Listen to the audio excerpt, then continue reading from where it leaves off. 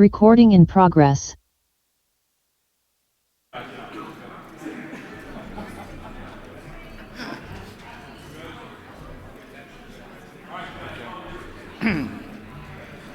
All right, good afternoon, everyone. We're going to get started with session 2. So come on in if you're looking to join us. I'd like to welcome everyone to the PFAS treatment encapsulation session.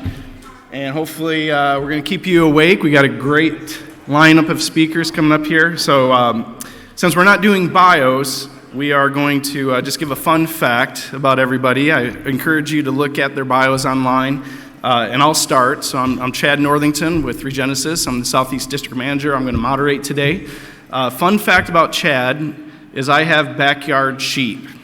So we said, you know what? Everybody's doing backyard chickens during the pandemic. We're going to do backyard sheep. So let's see if anybody can one-up that one as we're getting started here. So first we're going to begin with Mr. Chris Blundy, and he is the Technical Sales Lead for the TRS Group. He will be presenting on a thermal treatment of PFAS-impacted soil and do with a field demonstration scale-up considerations. And his fun facts that I had to go online to find, but I dug up some good dirt on him. So he is a self-proclaimed, or I don't know if it's self-proclaimed, but beer connoisseur. And if you want to win him over, get him an IPA. And also a fearless mountain biker, from what I understand. So a couple of good things there with Chris. He may drink beer and mountain bike at the same time in his camel pack, right? So, all right, without further ado, sir, Chris Blundy.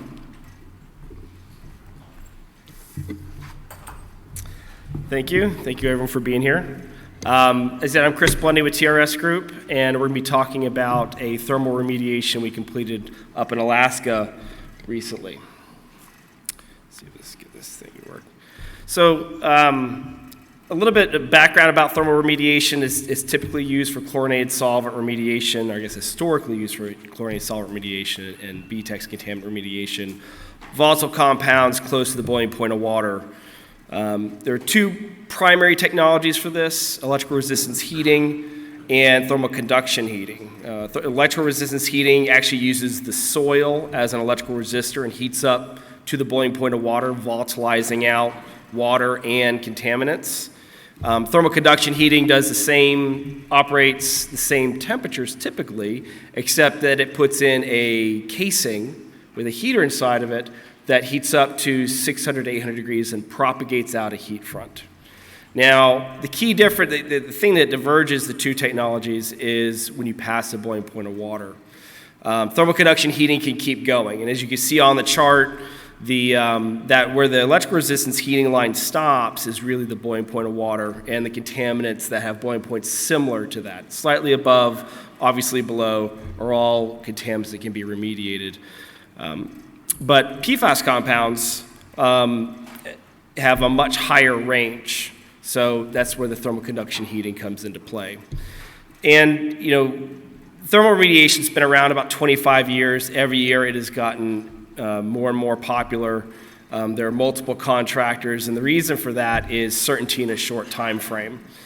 99% reduction is typical. We've done up to 5.9 reductions. We guarantee results.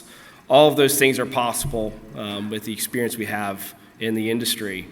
And, dig and haul is economical usually on a small scale, but when you get to a large scale, you're talking acres, dewatering, things of that nature, in situ thermal can be a more viable option, more cost effective. And in regards specifically to PFAS,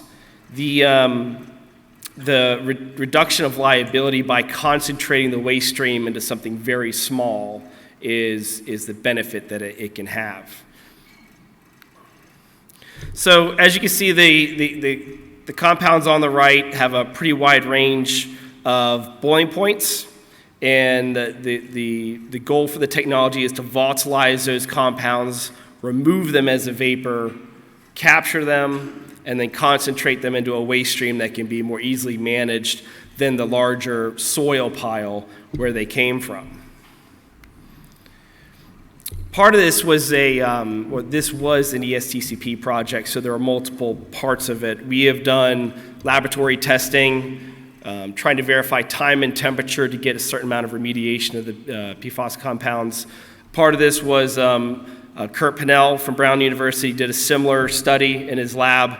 So he as you can see on the figure, time and temperature matter. The hotter, the longer, the better your removal is from getting the PFAS compounds off the soil and into a vapor and away from that media. So the next part of it was the field demonstration. As others have noted today, the DoD has a very large issue. This particular site in Alaska has over 50 piles. These were the two we had to choose from. But at every DoD facility, there's lots of piles. So there's a liner on the bottom, there's a plastic liner on the top that's trying to keep the water out of these things, but they are all over the facility. There will be a large-scale remediation of this going into over the next few years. I think the source of salt has already been released. But when you look at the two piles, we ended up choosing the one to the right, basically because it would be easier to drill on. We would have had to do earthwork on the one to the left just to get the drill rig up there. You'll see the photos in a little bit, but the total volume, as you can see, over 150,000 cubic yards is a lot, or 100,000, 1.5 million, sorry. A lot of soil to remediate. And as you'll see, and we'll talk about this at the end, but thermal isn't the right remedy for all of that soil. You can use other technologies like soil washing or other things to create a much smaller, more concentrated waste stream where thermal would be probably more effective or cost effective, really. Because a lot of this soil is probably actually clean or it's at very low concentrations where thermal isn't the only choice. So this is what the pile looks like. The red dots are individual heaters. The green triangles are temperature monitoring points for monitoring temperature within the cell. You see the surrounding equipment compound. We targeted, we began drilling in June, thinking we'd be able to target those warm months in Alaska. We built the system, and then unfortunately we were unable to get power. So as you'll see in the next photos, things got complicated the further we went into the year. But the cell was fairly small. The heaters are very close together. Typical heater or electrode spacing for a chlorinated solvent remediation would be about 15 feet in general. This one, because of the compressed time frame, they were about 5 feet apart. If we were doing a larger scale remediation, it'd probably be closer to 7 or 8, and we would try to heat up slower. Higher energy density, you can heat up, or power density, you heat up faster, but there's obviously a higher cost. So we'll try to make it more energy and cost efficient on more large scale applications of the technology. A quick process flow, they were talking a little bit about analytical this morning, and everyone wanted to have a mass balance. They wanted to see how much, estimates of what was in the pile to begin with, measure what came out, make sure that those numbers are close so you have confidence that the remedy worked. Right now, vapor samples are about $15,000 to $20,000 a piece. So, a typical Suma canister that you would use for chlorinated solvents is relatively inexpensive. It was a very expensive endeavor. So, measuring the vapor stream, we didn't do it as much as we would normally, but there were samples collected at ideal times to try to get that mass balance. But primarily, we're taking the contaminant, we're volatilizing it. To treat it, we put it through a liquid scrubber to move it back into the liquid phase, and then that water is then treated with liquid carbon. And part of the reason for that is because of the small scale. This is a very small system. There are many other technologies we could have used that would have been potentially more cost-effective or have a smaller waste footprint for treating that water. But this was so small that this was the most economical choice for the situation. So sampling the water before and after treatment by the liquid carbon was also part of that mass balance evaluation. So you forget how far away Alaska is. And again, this photo was taken in probably June, right at the peak of COVID. I think the trucker was so frustrated going through Canada twice, he joined that convoy that went to D.C. He wasn't a happy camper. But we were able to get up there and build the system during the mosquito season, which was great. Logistics of getting up there are tremendous, as anyone who's worked up there knows. But we're a turnkey contractor. We have all the equipment in-house, and we build and construct and operate. So it was all done within our company. So this is the drilling. They're installing the heater casings. Obviously, peel back the pile anytime it wasn't raining, which was unfortunately quite often in the summertime up there. This shows them installed. The reason they're sticking up so high is because a lot of stuff has to go on the surface. The target temperature for this cell was 350 degrees Celsius. So obviously, a tremendous amount of insulation would be needed to prevent heat loss, because it's very hot. And to counteract the cold soil and the permafrost below, we actually had to go down an additional 4 feet underground to basically create a hot floor, since we couldn't insulate the floor in this situation. In a constructed cell, you could actually put an insulated floor to take care of that issue. It's just a little video walking around.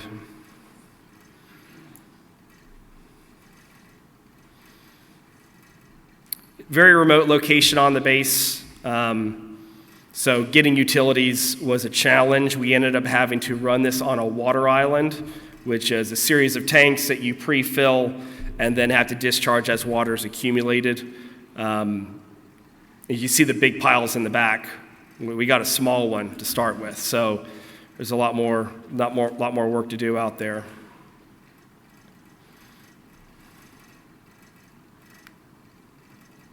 So after the casings are in, we have to put down a silicone liner. Silicone is one of the few plastics that can take the high temperatures.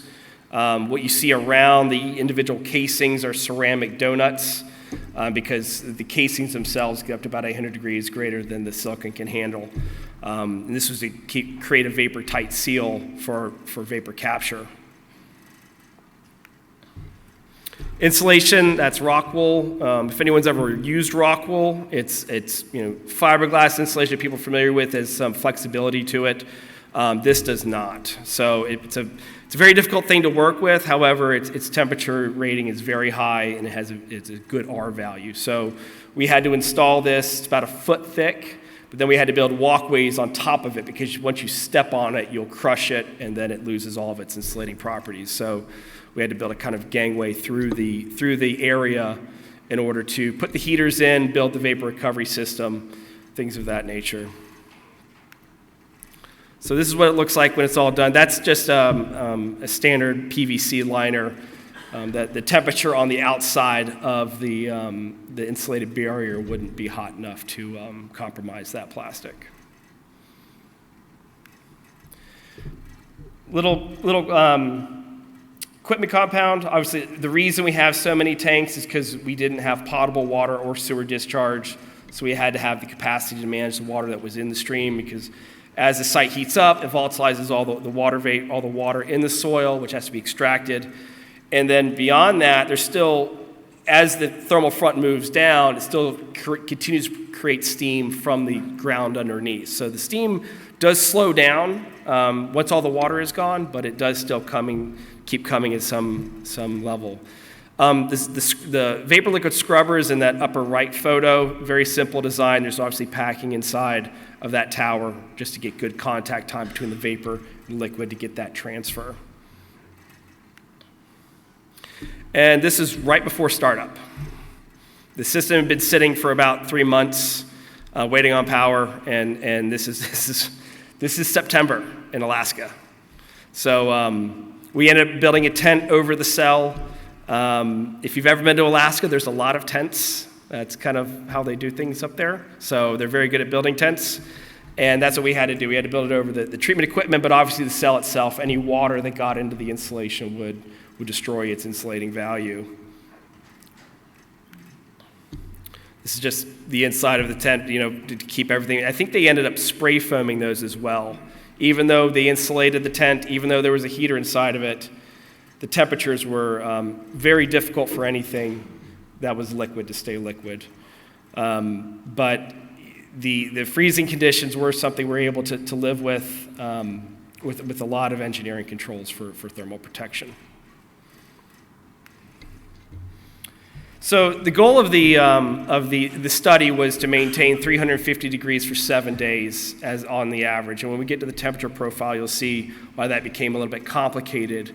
But pre and post soil sampling for evaluation of effectiveness, obviously vapor and liquid that we talked about during the process flow diagram, those were all points of evaluation to understand the mass balance. So you can see the flat line. These are the temperatures of the soil pile through the heat up period. Let's see if this thing works. You can see the flat line right there.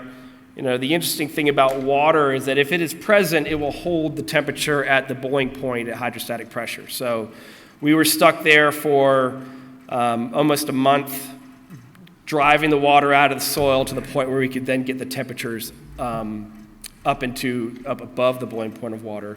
The kind of gap you see in the figure is actually a power outage that created a significant amount of problems. Once you get a system hot, to then have a power outage creates all sorts of fun. And as you can see, we are now into October. It is very cold outside. There's still snow on the ground, and it's just continuing to get more fun as the temperature drops. So those are the averages. This tells a little bit more of the story. If you look at each of the boxes, there's 3 temperatures. The highest one is 3 inches below the line, the insulating liner, and then as you get progressively deeper. And what you see is at the interface of the insulation, the temperatures are the coldest. So that's where we really struggled to get the temperature up to the criteria for the remediation, which is 350 degrees for 10 days. That was easy to do in the middle. Obviously, the middle of the soil pile is surrounded by hot soil, so it's able to get hotter, but the bottom of the top struggled a little bit. And it wasn't helped by the ambient temperature, as you can see, was incredibly cold. That tent that we built over it was not insulated. It was really just there to keep the moisture out. And that is one heck of a thermal range. The kind of funny thing about this is we use resistive temperature detectors as the instrument. Their high temperature rating is 400 degrees, and I think their low is 0. So we exceeded the range in both directions on the same day, which I thought was impressive.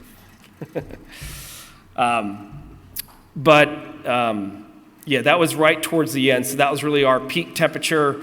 We were set to run for a set duration, and then we turned the system off for evaluation. But obviously, one of the lessons learned is more insulation, and try to start earlier in the year would certainly be helpful. When it came to soil sampling, obviously soil sampling with direct push technology, everyone's familiar with. When you drive all the moisture out of soil, it basically turns into desert sand. It has no structure. Because we were in a tent in December, trying to get the confirmatory sampling, we had to use a hand auger. As you saw from the pile, you couldn't get a rig up there at that with all the pipes sticking out of the ground. You also couldn't get a rig there because there's 3 feet of snow on the ground. So we attempted to collect some soil samples just with a hand auger, and when you see the results, we could only get about 18 inches down. So they still have not completed the post-soil sampling because there is still 2 feet of snow on the ground. So hopefully in the next month or so, they'll be able to get out there and actually perform that testing so we can get a better sign or better evaluation of how we did. I was hoping to have it prior to this presentation, but unfortunately we weren't able to get it. But the results that we did get, and as you can see in the bottom, there's really 0 to 6 inches, 12 to 18, and then And that's as deep as we can get, because even when we tried to overcase the hole, which obviously you can't use anything that would be potentially contaminated with PFAS, the borehole would still just cave in because of the lack of structure in the soil. And also that soil is over 300 degrees, so it's not easy to manage. And there's an individual in a suit inside that tent that's negative 30 degrees out in the ambient air. So it was a difficult situation, and hopefully the next month or so we'll have a more complete data set to present to everybody. But as you can see from the coldest, this is basically the worst performing soil layer inside the pile is what you're seeing the results of. And the results are still very good. So as we get further into the pile, they should be better because they are at higher temperature for longer. And this is the PFOA. So excellent results for all of them. And these were below the detection limit for that compound. Those compounds, I guess. So this is still everything we're waiting on. We were not in control of the data set. So they're waiting to issue a final report to give us all this data together. I believe the vapor sampling has been completed. I think it takes over a month to do each sample. So unfortunately, we don't have as much data presented as we were hoping. But as you saw from those two graphs, excellent reductions we're seeing so far. So this is kind of the wrapping up towards the end. So the purpose of the test is that the DoD needed to know what was possible. Thermal remediation is possible for PFAS. Whether it's the best, as I said earlier, whether it's the best approach for these large soil piles, probably not. A combination of soil washing or something else, with us treating the 20% fines that the soil washing would struggle to get the PFAS off of. Those are the best applications for this. Obviously, working in Alaska in the winter, you can do it, but it just makes everything twice as hard and more expensive. So we are talking to companies in Alaska about the full scale, and for the soil washing, it's a 3-month window they're shooting for to treat, which is, it's hard to believe that that's the only time things aren't freezing, but apparently that's how it goes up there. But the technology is scalable. As we said, we can just more heaters, spread them out a little bit more, better insulation, more structure for dealing with wintertime operations. Technology was considered a success. Had a lot of partners on this one, and I guess the questions are at the end. So, yeah, we could take a question or two if anybody wants to. We got a couple minutes here. Wait, I think he's coming with a mic for you.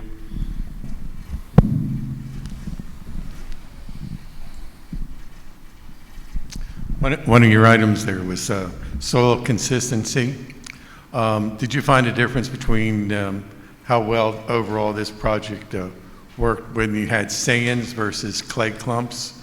And if you did you have to grind the clay clumps to get them to be more effective as far as this process working? We didn't have to grind it. These were the soil piles as they were excavated and put there. I'm not sure how many years ago they were put there, but any structure that the clay had when it had water in it was completely gone. So it is all just dust at this point.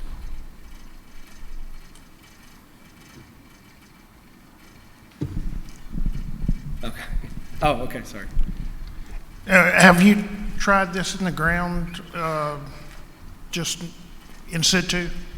Yes, so that project was also funded through ESTCP. It is going to the field this summer in California, so a far nicer place to work. So hopefully next year I can have results on that. But it was a 2-part grant, ex situ and in situ.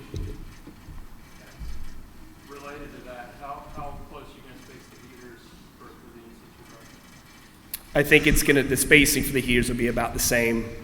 I think the design was completed before they did that one. And part of the reason is they're so small, both in situ and ex situ are very small for thermal remediations. So heat losses become a big problem. As you saw, the middle of the cell got very hot because it had warm soil around it. As you get bigger, you're able to carry that economy of scale further out. So for anything small and quick, the other requirement of the test with these would be done in 90 days. You need that high power density to get the temperature up.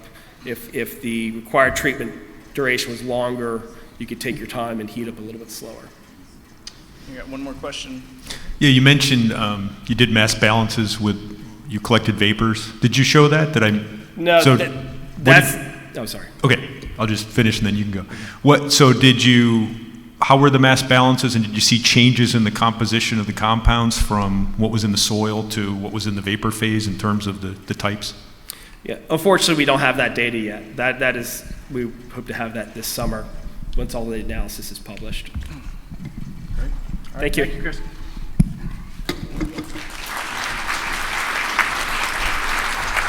All right, that's a good reminder from Chris of why we should be thankful we are in Florida and not Alaska right now. So our next speaker is actually going to be presenting remotely. Zoom Nguyen, is he online and ready to go? We got a thumbs up. So fun fact about Zoom is that he was the original Zoom. So coincidentally, today he will be presenting via that platform.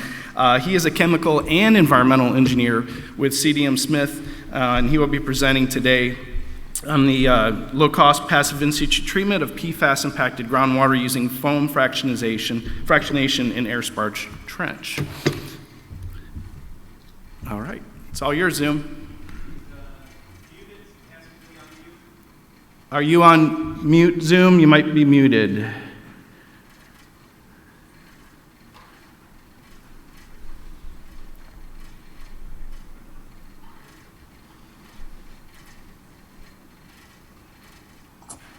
All right, can you guys hear me now?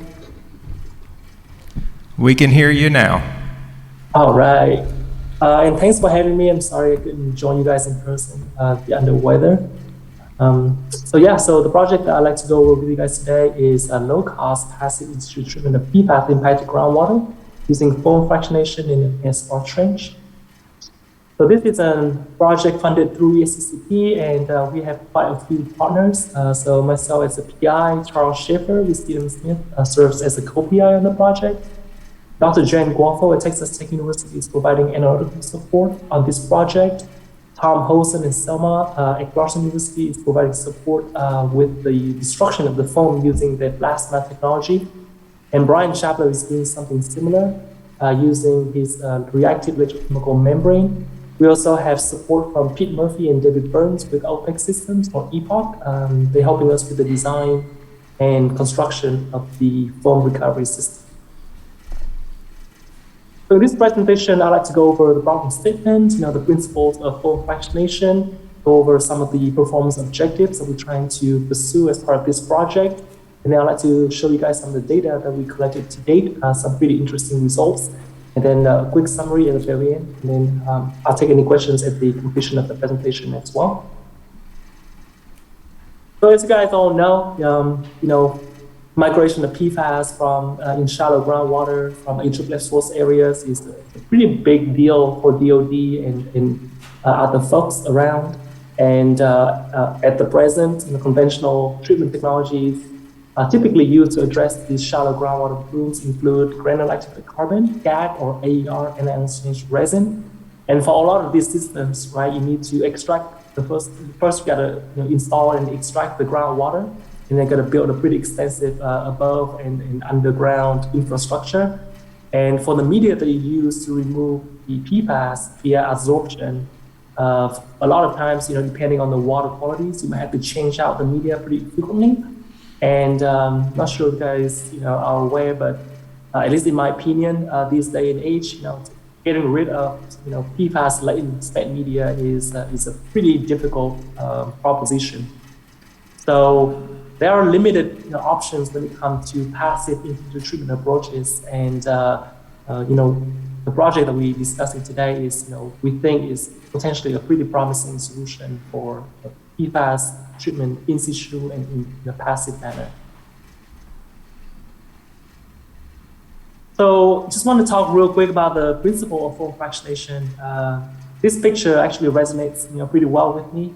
Not sure how many goldfish and betta fish I killed over the course of my collegiate career, but it's our roommates and I, we used to have a pretty big fish tanks, and this is a typical fish tank that a lot of people have at home or at the office.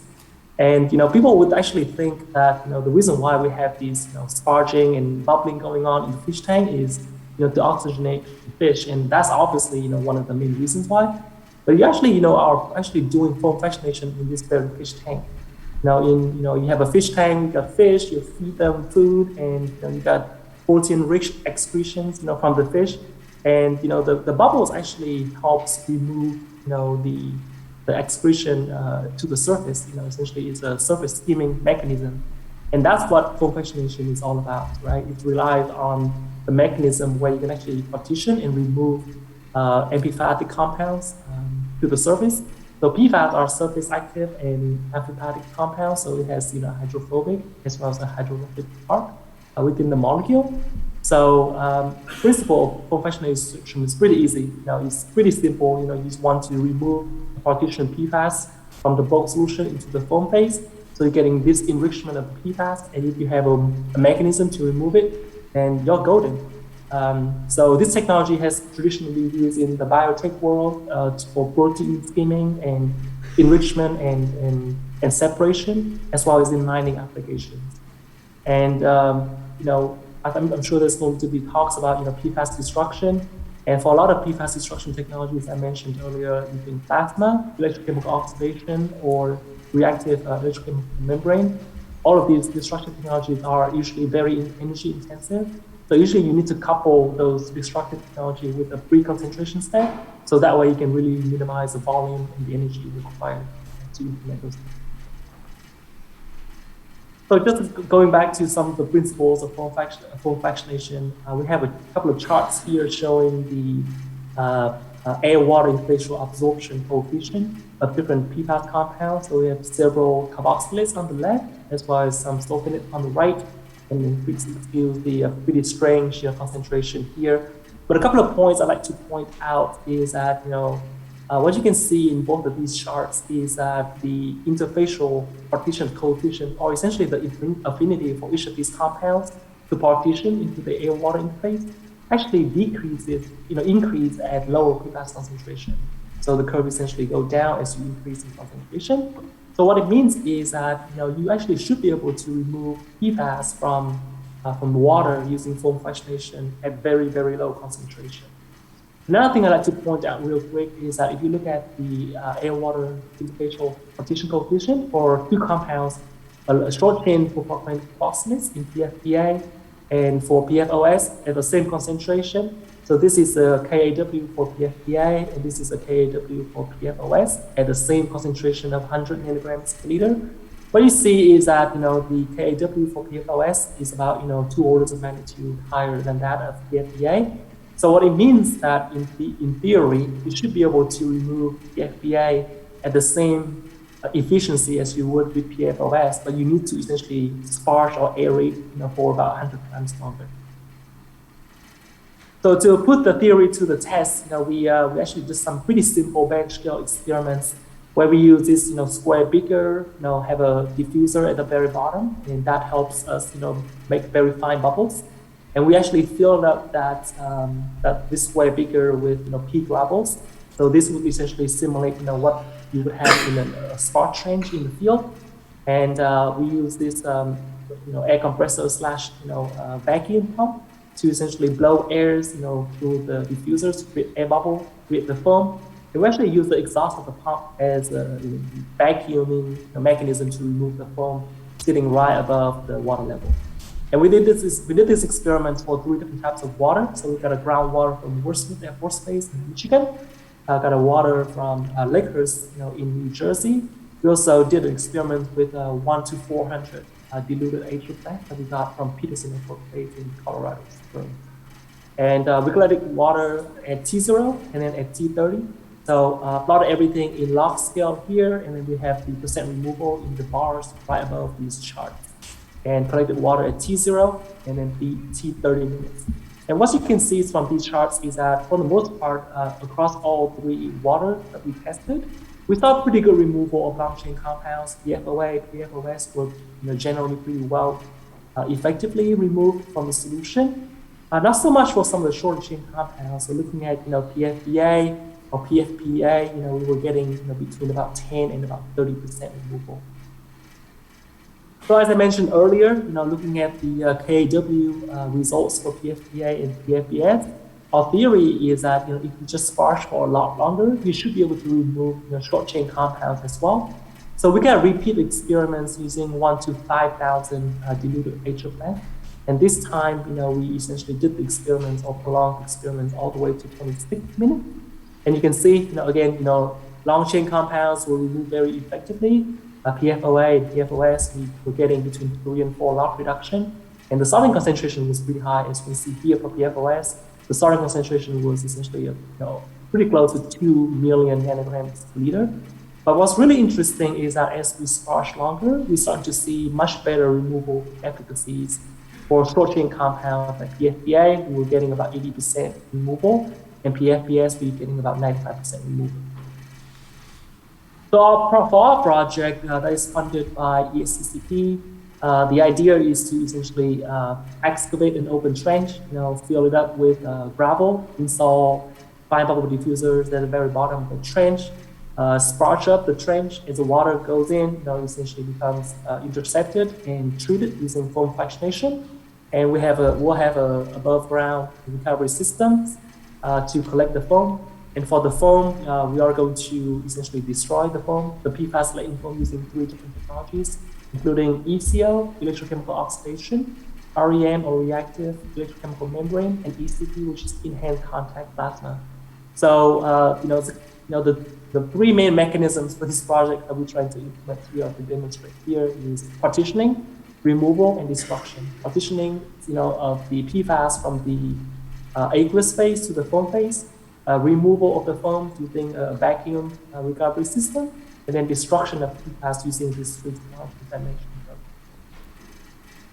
In terms of performance objectives, I'm not going to go through and read through this entire table, but we want to demonstrate PFAS reduction across within the trench, and our success criteria is defined as 2 log removal of long chain, reductions of both PFAS and PFOA to below 70 nanograms per liter, and 1 log removal of total organic chlorine.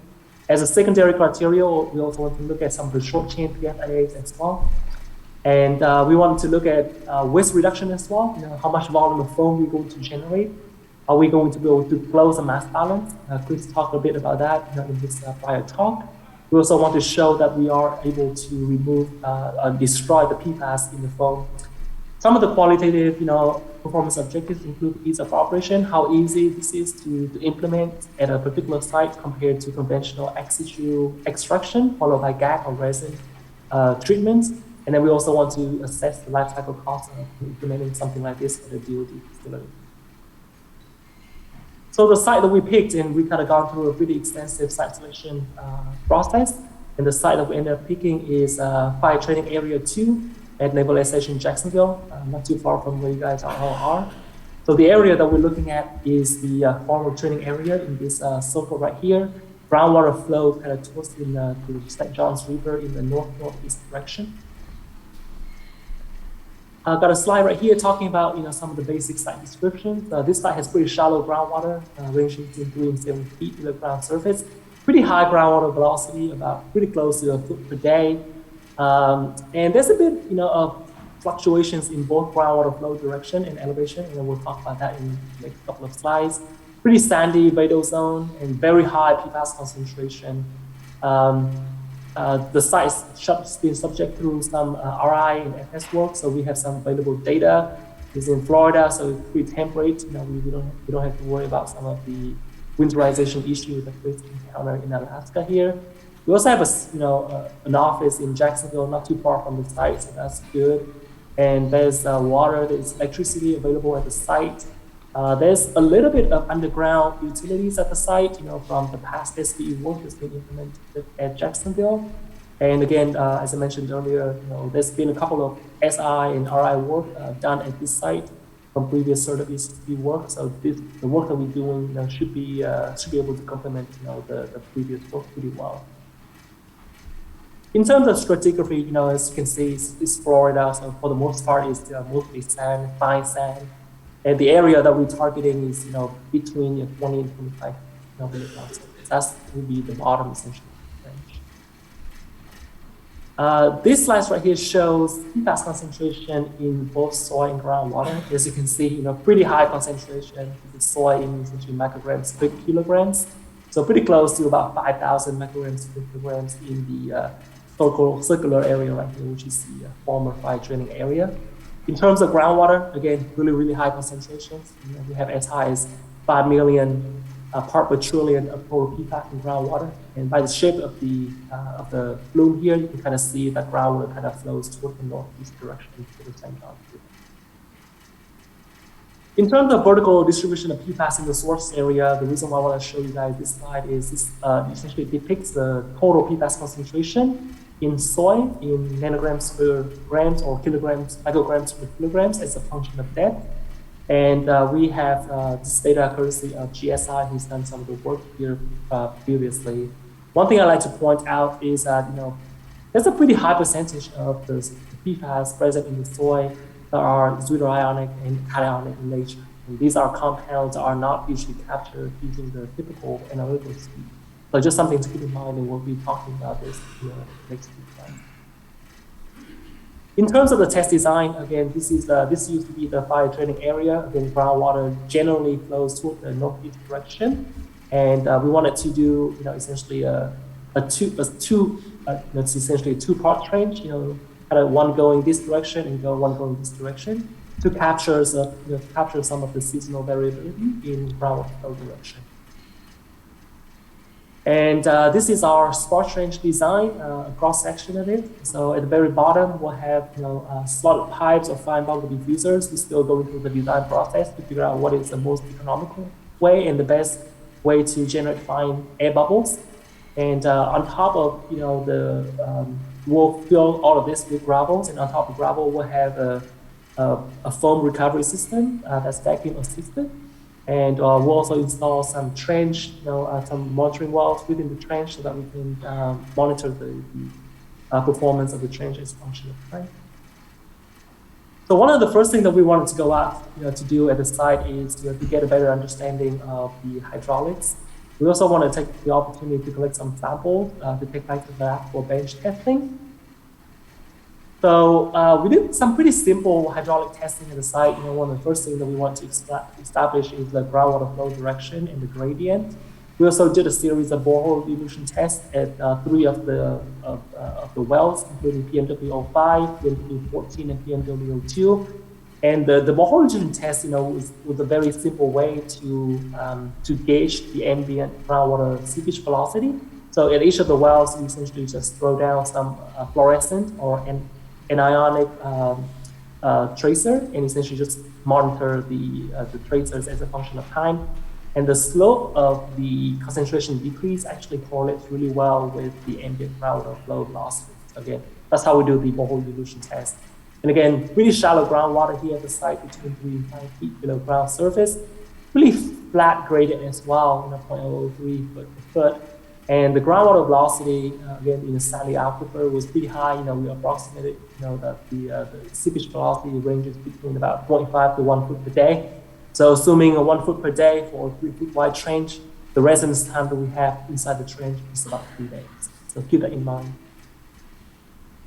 We also collected, some analytical samples while we were out at the site. And these slides right here show PFAS concentration for 2 of the wells, PMW02 and PMW14, and the chart on the right shows the PFAS composition.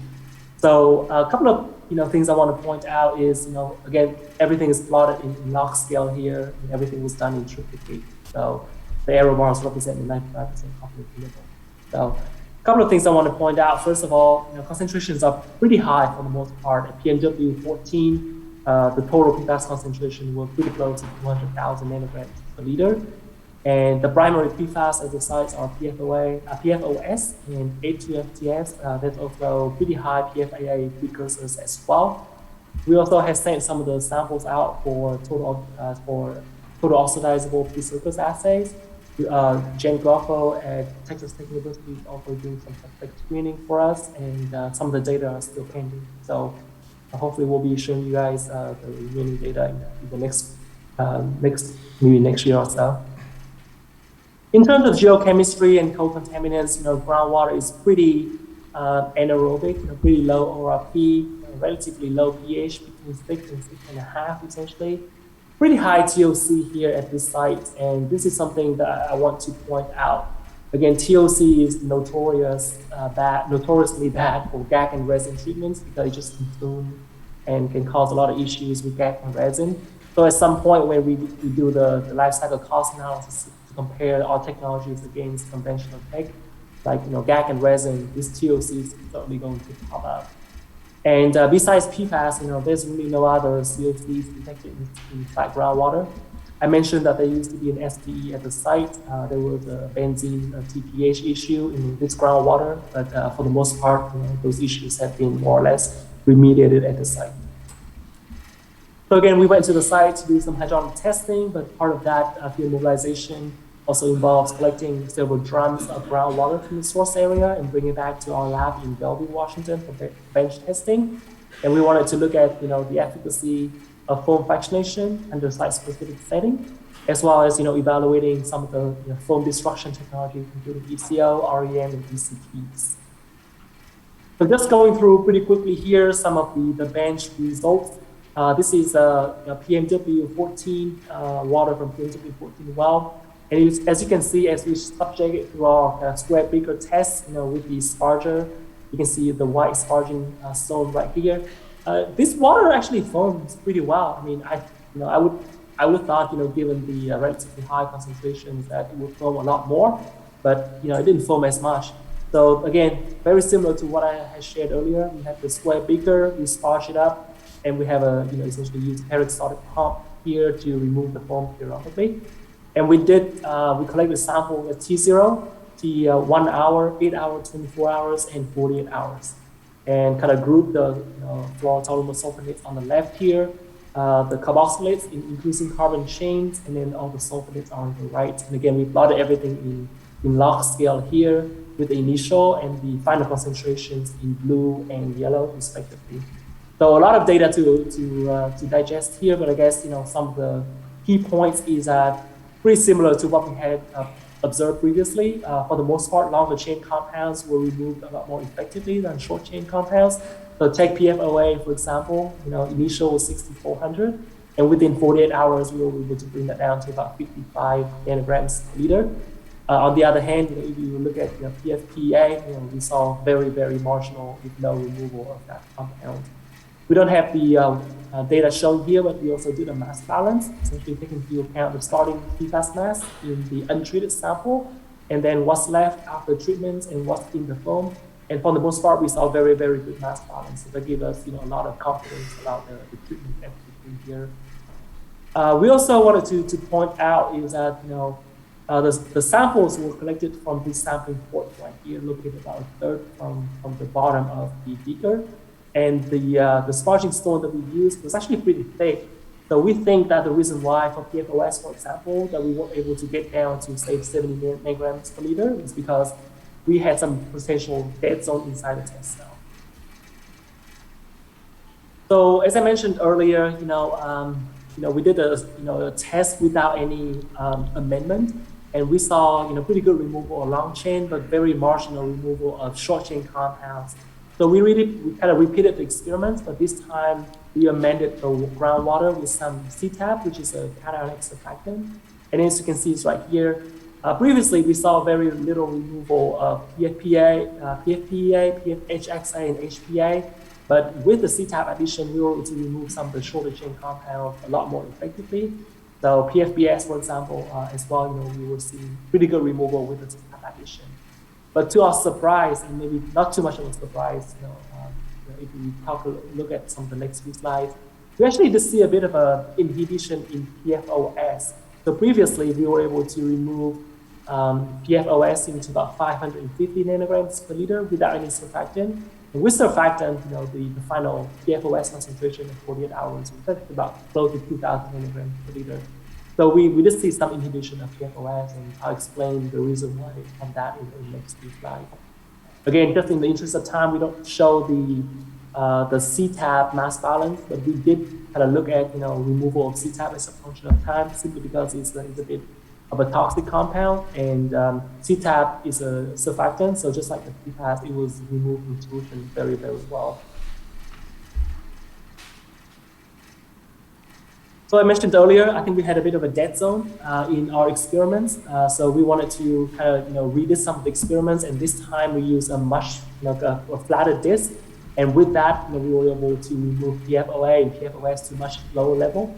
So again, same experiments, and with PFOA and PFOS, we were able to remove down to essentially single digit. I mentioned earlier that the CTAB addition resulted in some sort of inhibition.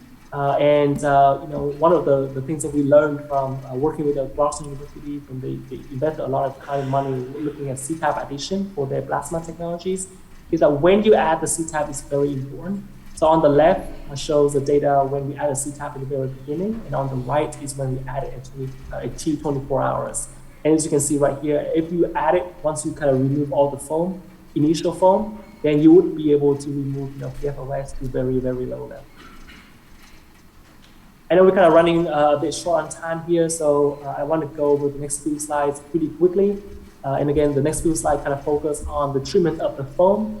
And the first up is electrochemical oxidation treatment. And again, we kind of plot everything in log scale here and kind of select a few compounds. The left is for one of the wells, here PMWO2, and this is for PMW14 on the right. And for all compounds, we were able to remove multi-log reductions of a lot of the compounds.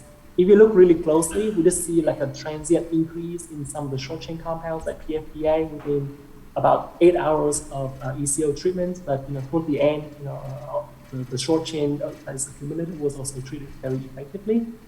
We also did a fluoride mass balance and got very good mass balance. This picture shows the enhanced contact plasma experiments that was done at Clarkson University. And the way that it works is that they use a stream of argon gas essentially to bubble up and essentially remove the PFAS from the solution into a foam phase. And they also added some CTAB to it to help enhance the removal of some of the short chain compounds. So essentially what they're doing is essentially foam fractionation in a reactor. And then they hit the foam, the PFAS latent foam with the plasma to remove, to destroy the PFAS. And here's some results. Again, a pretty high concentration to start with, and within about 15 minutes, you see nearly all compounds being degraded by odors and activity. Again, similar to electrochemical oxidation, you do see a slight increase in some of the short chain compounds like PFPA, very transient increase, but then within about 45 minutes, that goes away as well.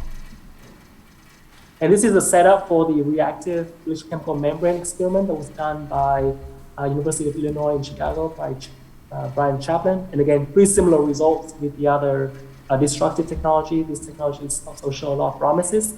We are in the process of doing some energy calculations to compare, essentially the energy intensity and energy requirements across three technologies. So the key point, again, very early on, this project was just funded late last year, and we're still in the process of finalizing the bench work, as well as going through the design and construction of the trench. Overall, the fire training area, FTO2 at Jacksonville, appeared to be a very good site for the tech memo. The bench study shows that we can remove the long chain PFAS, including PFOA and PFOS, to the target level. The dead zone must be minimized to attain the treatment goal. And surfactant addition can enhance the treatment kinetics as well as enhance the removal of the short chain compounds. And for all three technologies that we evaluated for destruction of the foam, ECO, ECP, and ERM, they were all effective, and we in the process of doing the energy demand comparison. So at this time, I'll take any questions you guys may have. Any questions for Zoom? Got a minute or two?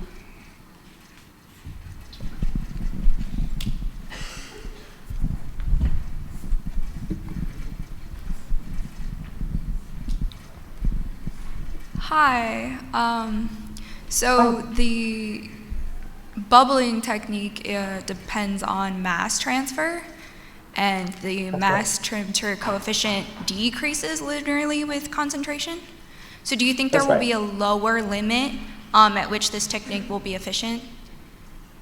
Yeah, so as I showed in the slide, one of the very earlier slides, so the affinity for a compound to want to partition into the air-water interface is actually higher at lower concentration.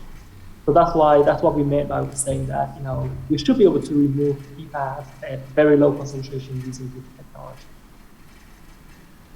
Okay, thank you. Time for one more question?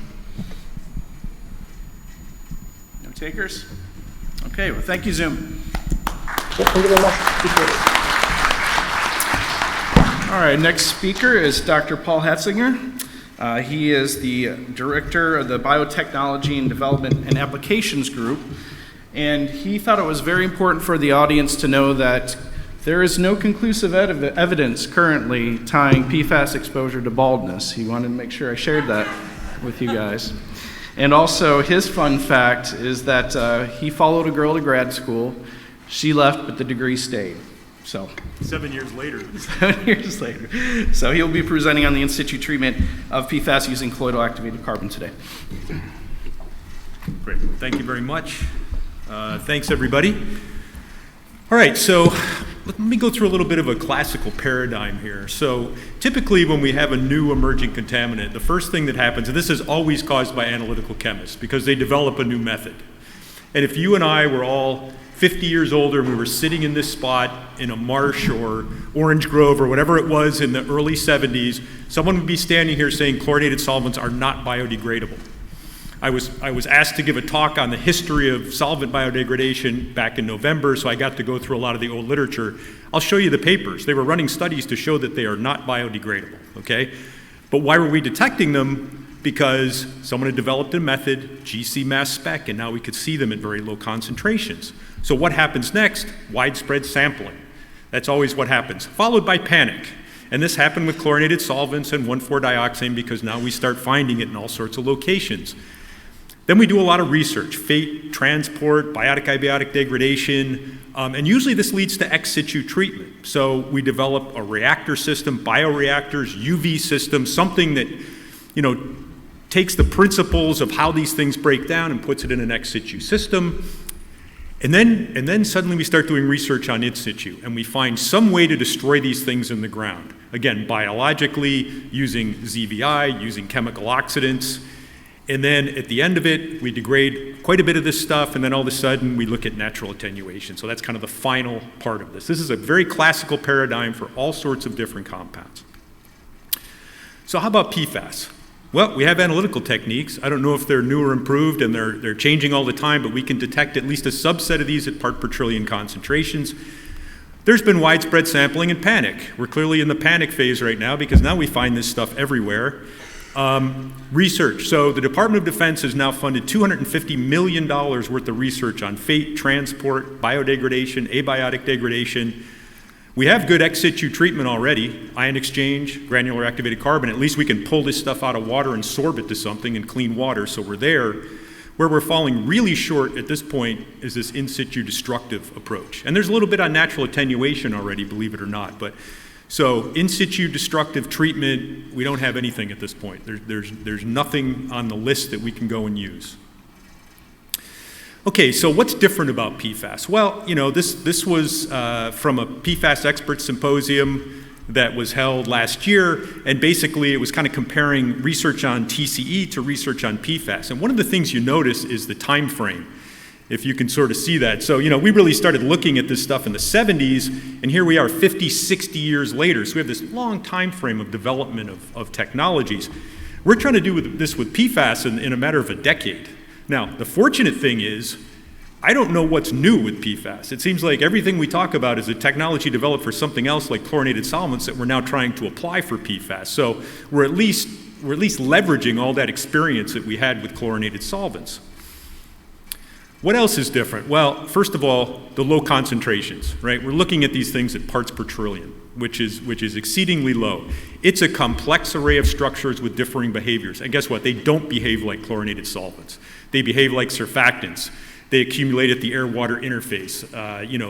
There's Zwitter ionic compounds, there's cationic, there's anionic, they're very complex. It's perhaps the most recalcitrant group of compounds we've dealt with, probably since PCBs. That's probably the closest thing to these, although they're sort of one structural group. So, in situ bioremediation, now we've heard a million times today that these compounds are forever chemicals. Well, they're not forever chemicals. Metals are forever chemicals. These are not. Does that mean there's going to be a bioremediation solution? Probably not. And the reason for that is this sort of paradigm that we have of, gosh, again, if we were here 50 years ago, the idea that microorganisms could use these things to grow on, could use chlorinated solvents to grow on, seems impossible. Today we all accept it, right? So now, there's all this literature. We say, oh yeah, sure, of course bacteria can grow and use TCE as an electron acceptor. But there's one big difference here. There's an energy yield through that reaction. So when you and I eat glucose and we reduce oxygen to water, we grow and we get big and fat because there's an energy yield there. There's almost no reaction that you can couple with defluorinating these PFAS that yields energy to a bacterium. So there's almost no way that they can grow on these compounds. Does that mean there's not enzymes that can break them down? No, it doesn't. And there's already been 2 very good peer-reviewed papers showing that bacteria can break these compounds down. But they're weird reactions in nature. It's not sort of a common thing. Organisms haven't had the time that they had looking at carbon-chlorine bonds to look at these. So that was a long diatribe about, yes, you're going to find papers that these things are broken down by fungal enzymes and some bacterial enzymes, but they're not going to be able to grow on them. So you're probably not going to get this natural attenuation sort of paradigm. Chemox, chemical reduction, well, we use chemox to make PFAS, so that doesn't work very well. ZVI doesn't work very well. So the things we've been doing for solvents don't work very well for these compounds. So what are some other options? Okay, we've seen 2 of them, and I didn't realize that those were the talks, but foam fractionation looks very interesting that Zoom just talked about. Thermal for soils, although I wouldn't do it in Alaska. That doesn't seem like the best place, perhaps. And then a third one that we often don't think about is in situ adsorption, right? This is not something that we're used to thinking about in terms of a paradigm. So, in situ adsorption, so what are we trying to do here? Well, we're trying to add some amendment to groundwater that's not going to destroy the compound, but it's going to adsorb it. So it's going to stay in one place, potentially either to protect down gradient receptors or to reduce the mass flux from a source area, okay? What are some of these possible amendments? Well, there's a bunch of them, different types of activated carbon, ion exchange resin, and there's a lot of research going on with organoclays, polydadmac, which is a water treatment compound, polydextrins. There's a lot of research at Cornell. So people are doing a lot of work to look at the most efficient adsorbents for these compounds. All right, so let's talk about activated carbon, because that's what I'm going to talk about today. Is this new? Is injecting activated carbon into the ground something new? And the answer is no, it's not. I don't know how many of you here have done this, but people have used larger scale carbon particles, particularly to frack into tight formations. So you have chlorinated solvents, you have other things in a tight formation. It creates a permeable zone. The materials can diffuse out, adsorb to the carbon, and usually this stuff is put in with oxidants or reductants. So you have sort of a diffusion, sorption, oxidation, reduction process. There's products on the market, Kogak, Boss 100, Boss 200. These have been around for a long time. I was unaware of this until a couple of years ago when I was doing some research, and it's nothing I've ever run across, but apparently it's been very commonly used. Now, more recently, people have started looking at colloidal activated carbon, so very small particulate carbon. This can be put in the ground under low pressure. All right, you can think of this as bacterial-sized carbon particles in suspension. You can put it into permeable formations. It doesn't have to be fracked in. It absorbs and concentrates, particularly dilute plumes. And this was really developed for chlorinated solvents because we all run into this problem where maybe you have a dilute vinyl chloride plume after doing source area treatment, and how do you deal with that? Well, one approach to do that was adding this colloidal carbon along with either ZVI or bacteria and electron donors. So what ends up happening, if we look at the little graphic here, is we have a little bit of TCE and cis around, there's sediment particles. We had a carbon amendment. That carbon absorbs to particle surfaces with time. So essentially what you're doing is you're increasing the sorptive capacity of the aquifer. These materials sorb, and then you either add things like dihalococoides, or you add ZVI, or you add an oxidant, and it promotes the breakdown, so you prevent down gradient transformation. You prevent down gradient migration of the compounds. Okay, so what about PFAS? Well, REGENESIS has started marketing this product called Plume Stop, basically for PFAS. But again, the scope is a little different because we don't have the destructive part of this. So again, you can inject this into different aquifer formations under low pressure. And what you see there is a micrograph of just a sand aquifer. So we inject this material just like you did for chlorinated solvents. Boom, so it plates out. And you can see this is just sort of the micrograph of some of the carbon on the particles. Now, there's a trick to this, and with any of these amendments, you've got to think about transport. Now, almost all activated carbon, when you make it, is positively charged. It's cationic. So unless you treat it somehow or add with some other amendment, then it's not going to distribute very well because most of your aquifers have sand particles and things that are anionic and clays. So it's going to sort of just sit in one place. So you have to add polymers or other amendments that allow this to diffuse out into an aquifer or to transport out into an aquifer a little bit better. But again, what do we have? We have the same thing. Now we're sorbing these materials and preventing down gradient migration. But are there questions with this? Yes, there are. So which of these PFAS does it sorb well? We just saw Zoom's talk. Well, he has a site that's full of cationic and zwitterionic PFAS. How is this going to work with those types of materials? How well does it distribute in different aquifers and different lithologies with different geologies? How well can you get this stuff moved out into an aquifer? How long is it going to last? Is this going to last a year? Is it going to last 30 years? When are you going to start to see materials coming off, if you do see them coming off? And I forgot what my fourth question is, but it's something along those lines. There was a whole series of questions that have to be sort of looked at. So we were fortunate enough to get 2 Department of Defense projects funded, one from the Navy, one from the ESTCP program, because DOD and DOD sites are very interested in this sort of in situ sorption sequestration approach for PFAS. And the first project that I'm going to talk a little bit about today is basically it's a Navy project, and it's a barrier, basically to prevent down gradient transport of PFAS. And the second project is a source area, and we're going to be doing it right next to Zoom at NAS Jacksonville. So we'll be comparing the foam fractionation approach with this approach in terms of stopping migration of these materials down gradient. And all the questions I just posed is what we're answering. And I remember my fourth question, which was, what happens if you get this in monitoring wells? Are you going to impact hydraulic conductivity of an aquifer? Is this something where you're going to get growth and then water's going to go around it rather than through it? Okay, so in terms of this NESD project, again, this is a Navy site. I won't tell you which one, but it's in Virginia.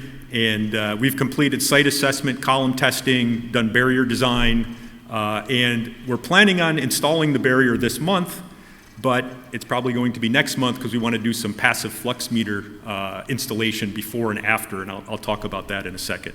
Then we're going to sample for at least 24 months, hopefully longer. This is what the site sort of looks like, and this is about, you can see the scale. I'm going to bounce from feet to meters. But essentially, we have an area here that was a fire training area. There was also other fire activities along this path. But essentially, we went out and did borings, looked at the geology, and looked at contaminant concentrations along the path. And essentially, it's a pretty nice site for this. You sort of have a clay layer. Whoa, that's weird. You have a clay layer at the top. You have a clay layer at about 27 feet. And you got a nice sand in between. It just says fine sand because my geologist is a little bit lazy. There were some differences in there, but it's mostly just sandy materials. And I shouldn't call them lazy. It's just easier to show the graphic here. Okay, so we did some discrete sampling. And essentially what you're looking at there is total PFAS in blue. And this is by 537, so you're getting the 24-ish compounds. Orange is PFOS, PFOS, and then the gray is PFOA. So we're sort of moving down gradient here. This way, boy, this doesn't look this doesn't look very typical. You know, you see this, right? We have in the source area, we've got a lot of PFAS at the air-water interface, which is common. Then it sort of appears the plume is sinking, which could make sense. So at this point, we're out of the source area. You know, we may have a little bit of down gradient flow here at the site. Perhaps we've also got some material down in the clay layer here that could be accounting for these higher concentrations. But as we get further down gradient, you know, 500 or 600 feet, suddenly our concentrations elevate a lot again. So there's a couple possibilities. Do we have a lot of precursor transformation going on? So compounds we didn't detect at the beginning, we're now detecting further down gradient, and potentially there's another source here, you know, so there could be a secondary source. And, you know, one of the things that was also confusing, if we look in the source area, we've got a lot of short chain compounds that seem to basically disappear as we get a couple hundred feet down gradient. So what's going on with those, you know, and I don't have the answer. I'm just telling you that as you look at some of these sites, you're going to find that it can be an awful lot more complicated than sort of chlorinated solvents seem relatively simple by comparison in terms of site assessment. So the first thing we did is we took some sediments from one of the borings. We homogenized everything and we set up a couple of columns in the laboratory. And essentially we set up, it's just a very simple study, we set up a control column where we added nothing, and then we set up a column where we added colloidal carbon. And first of all, we sort of ran water through these, groundwater from one of the local wells. We sampled the influent, we sampled the effluent, we added carbon, and then we really pushed the flow rate. So we simulated 2 years of flow in this aquifer over about 3 months. We wanted to see whether the stuff was going to be effective and whether it was going to absorb all of the PFAS that we could detect, you know, at least over a 2-year period, obviously with a shorter residence time. So what we see here at the top, I'll just show you the main compounds. PFAS was a significant compound, as was 8,2-FTS. Now this is one of those so-called precursor compounds, really commonly found at these fire training sites. So you've seen it in some other presentations today. Now the interesting thing here was that when we first added this material, you would almost expect sort of an instantaneous breakthrough, but we didn't get that. It actually took about a month for the influent and effluent concentrations of PFAS to be the same. This is the control column. This isn't the column that had the colloidal carbon added. And the same thing with 8,2-FTS. So there was some period, there was some sorption capacity in the sediment that wasn't fulfilled yet until we ran more of it through, and then influent pretty much equaled effluent. So the control column did more or less what we were hoping it would do, which just, you know, we had nice breakthrough of the material. Now, in the column where we injected the colloidal carbon, and this was plume stop added to the column, we added it, we let it absorb, we washed it out over a period of about a month until we had no carbon coming through anymore. And essentially what we saw that same sort of principle where we didn't get instantaneous breakthrough of the PFAS or, you know, down here the 8,2-FTS. Once we added the carbon at our next sampling point, we were non-detect. So essentially, we'd increased the absorption capacity, and over a simulated 2-year flow period, we saw no breakthrough. So there were little hits here and there, but there was nothing that indicated that we were sort of getting something, you know, coming out or something was being washed off. And this included some of the lower chain compounds. So at least over a 2-year column test, this looked great. So the other thing we had to do was try and understand how we could actually detect carbon once you get it into sediments. And this isn't really straightforward. You know, there aren't really good methods. So we did a couple of things. The first thing we tried to do, because we had the capability in the lab, was just to look at total organic carbon or a combustion of the samples, basically. So we froze those columns so we could handle the sediments. We cut them up in chunks. And then we looked at the amount of carbon, basically, or the amount of combustible carbon in the sediment material versus the colloidal carbon column. And we saw a mean increase of about 0.5% or about 5 grams per kilogram of carbon by adding the colloidal material. So that's what it absorbed in the column and stayed there throughout the course of the study.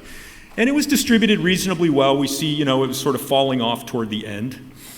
So this is one technique to do that. And the other thing that we did is we worked with a professor up at Waterloo named Ian Pham. And what Ian's been doing is trying to develop a colorimetric method to do this.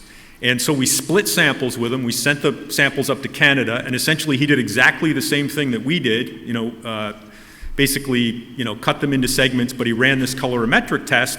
And basically the trends were very, very much the same. The mean increase based upon his measurements was more like 2.5 grams per kilogram rather than 5. But by a combustion method and this dye method, we're not really measuring exactly the same thing. But the good news was we seem to have two separate independent methods to try and look at distribution of this material in an aquifer. Okay, so the next step was working on barrier design. And I don't expect you to go through all this, but essentially, we're working with engineers at REGENESIS in this case to help design the system. They have a model to do this. And so essentially, all of the aquifer characteristics go into the model, as well as, some of the data from the lab tests that we ran. And essentially, we're installing a barrier that's about 30 feet wide. Again, this is a pilot test. It's going to be 25 feet deep and about 10 feet in width. So this way, 30 feet, this way, 10 feet with groundwater flow through the barrier. That's going to take about 10,000 pounds of the colloidal carbon material. This is what that's going to look like. If it was a few months later, it could have at least given you a little bit of preliminary data, but essentially we're putting in a series of nested wells, up gradient within the barrier and down gradient in a couple of different zones where there's relatively high PFAS in this area. You can sort of see that as an overhead view here as well. This is going to be the injection. There'll be 12 injection points to create that barrier that's about 10 feet wide. And this is going to be done through an injection trailer. So essentially, this is going to be hooked up to a water source or a hydrant, and the crew will come out, inject that carbon. So what we're going to do at that point is quarterly monitoring. We're going to look at field parameters. We're going to look at anions. We're injecting bromide with this as well, just to try and get a little better measure of groundwater transport as a tracer. We'll be looking at PFAS by 537. We're also going to be taking each of those red spots. We'll be taking soil cores 1 month post-injection. So we're going to take a very close look at where the colloidal carbon ends up in the aquifer in terms of the permeable zones and along the clays and where we have maybe some less conductive materials. How much of it are we going to see? How well did it distribute? We'll be doing that using both the thermal and the dye method. And then the other thing we wanted to do, and the Navy was very interested in, was putting in some passive flux meters. And this is these are really neat if you guys are familiar with passive flux meters. They're pretty common now. There's a Mike Annable, who's a professor at Florida, sort of developed this approach for chlorinated solvents. He created a little company called EnviroFlux that essentially does these commercially. But essentially, it's a device you stick in the ground, and it's got material adsorbed onto a sorbent, which comes off. And how much of that comes off over time gives you your groundwater flow rate.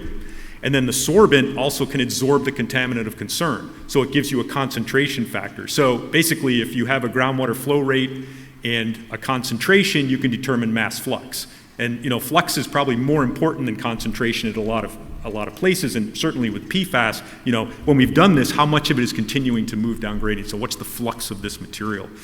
So we're going to put those in both before barrier installation, and we're going to do that in 6 wells, up gradient, in the middle of the barrier, and then the furthest down gradient point. And we're going to do it about a year afterward. And the afterward part is both going to show us how well this barrier is working in the different zones. It's also going to tell us whether there's been any significant change in hydraulic conductivity. So as we get through the barrier as a function of time, do we see any changes in groundwater transport through the barrier or not? So is water going through the barrier at the same rate that it was going through previously? So I'm going to summarize right there, and basically these sort of in situ sorptive amendments, including colloidal carbon, in my mind represents a viable option to cut off PFAS in plumes. It's not something we commonly think of with other contaminants that biodegrade or abiotically degrade much more readily. It's a good way potentially to reduce mass flux. And there are field studies underway by our group, and there are some other larger scale field studies ongoing as well, where these materials are being tested out and the colloidal carbon is being tested out. And there's a lot of folks involved in both the NESD and the ESTCP project. And thank you for your attention.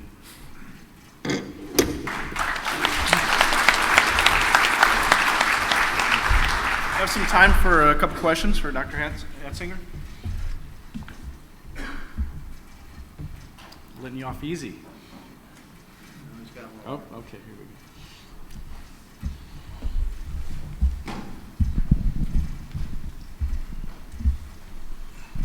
go. Thanks. So I know that Column was trying to model a 2-year period. Do you have a hypothesis about the re-release, time periods, 30 years, 50 years? Well, so if you look at the literature, so the folks who have been doing some modeling of this are Grant Carey and Rick McGregor.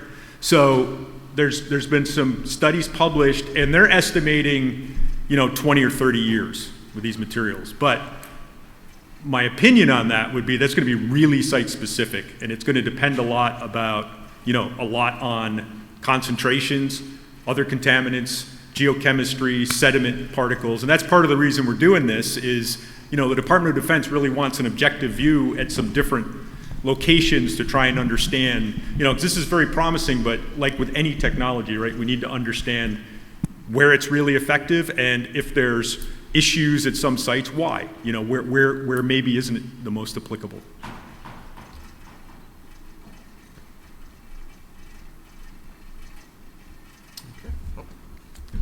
For the Ph.D. column study, you have a bed volume, how many bed volume treated for the estimated over 2 years? So based upon the column study, the better way to do this and the way we're going to do it next time is we're going to do a rapid small scale column test, because the problem is we never saw breakthrough. So if you don't see breakthrough, it's much harder to sort of estimate the time frame. And part of that was it was based upon cost and wanting to get to the field. So essentially the Navy said, hey, if you can show for 2 years that we don't see anything, that's kind of your metric to go. We showed that. It would have been nice to keep it running for, until we saw breakthrough. I mean, that's really, that would be nice, right? Because you see if the short chains break through first or sort of what happens there. So what we're going to do the next time, which is coming up we're going to actually be working, I said, at Jacksonville, is we're going to run rapid small scale column tests where we're going to make tiny columns and really try to push breakthrough, either columns that are sort of different lengths or with different amounts of colloidal carbon added. So that'll give us a much better modeling estimate of how long this stuff should last for the suite of compounds that are there. Cool, just curious. Thanks, sir. All right, our final speaker, we have back-to-back Pauls. Paul Ruehl is the U.S. Environmental Remediation Coordinator for Holcim. He's got 2 fun facts. One is, I believe it's this month, he's been in this industry for 45 years and has had a great, successful career, so congratulations to him on that. And in that time has had 6 kids and 5 grandkids, and for some reason, none of them are interested in encapsulation. Who knows? So he will be presenting on encapsulation, soil, and leachate. So, Paul.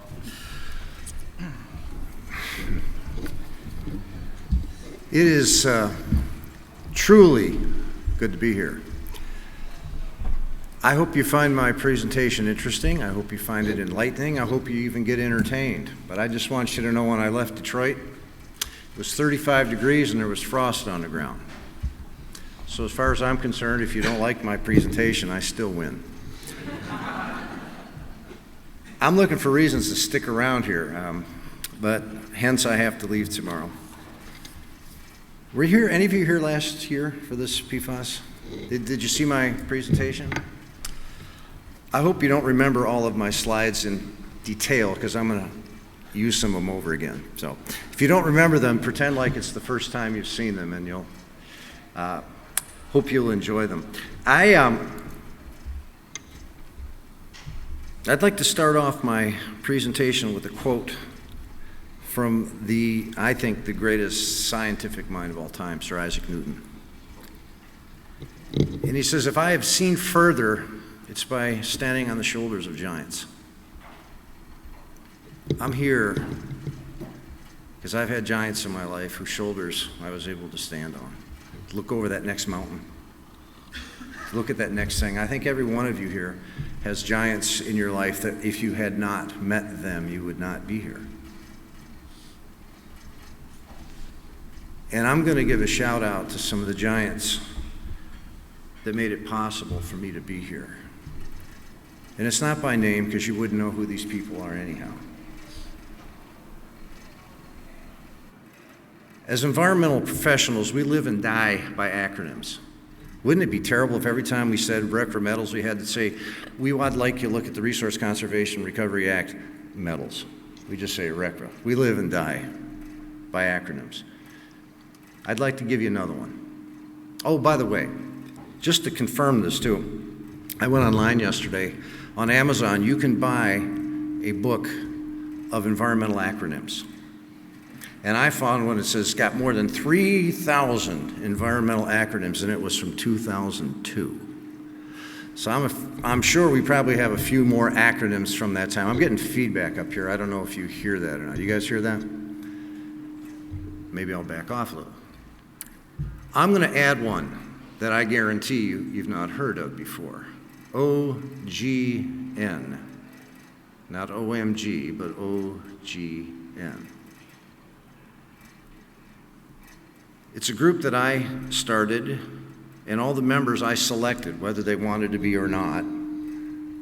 I call it my old guy network. And in my old guy network, I got a guy who knows everything about air. I got a guy who knows about water. I got a guy who knows about landfills. And when that guy in the landfill needed a guy who knew how to solidify stuff, he contacted me. And in the OGN are some of my giants. Well, you know, one of the funnest things at this stage of my career is just sitting around with my OGN guys and brainstorming. How do you fix a broken site? And in this particular case, my friend Paul, was working for a company that sold reverse osmosis systems for landfill leachate. And he said, Paul, I've got a 90% solution. My customers are always telling me I have a 90% solution.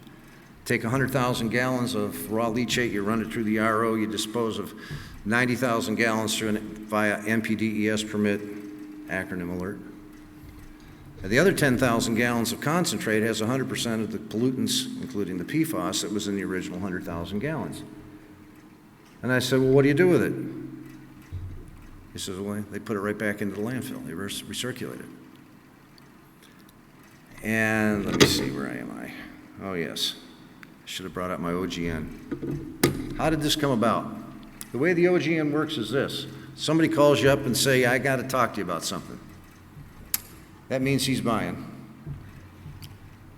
And in this particular day, well, the OGN just doesn't jump right into it. The older you get, it takes a little bit longer to kind of let things come out.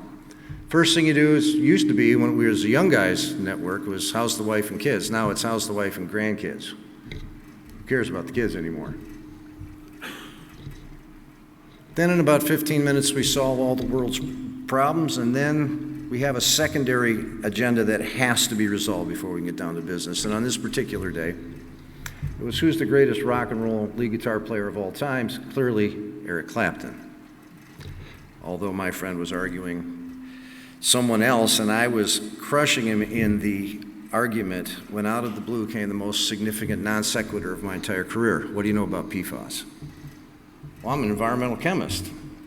I know about PFAS, Scotchgard, Teflon, forever chemicals, and in about 45 seconds I was out of ideas. 4 years later, a little different story. And he was telling me about his 90% solution problem. He says, can you take that last 10%, that last 10,000 gallons, and can you encapsulate that stuff, breaking that cycle, and just putting it into the landfill as a glump and taking it out? I said, yeah, I can do that. I can encapsulate anything. Give me enough cement, I can encapsulate Lake Michigan. He told me, well, that wouldn't be necessary. I just need 10,000 gallons a day. I said, sure, I can do that. But I said to him the same thing I would ask any of you who are interested in this technology. Two things. What does a successful test look like? And does it make financial sense when we're done? Because, yeah, I can encapsulate anything. I've been encapsulating crud and liquid slop for 40 years. So, I can encapsulate water. Easy. But what does a successful test look like?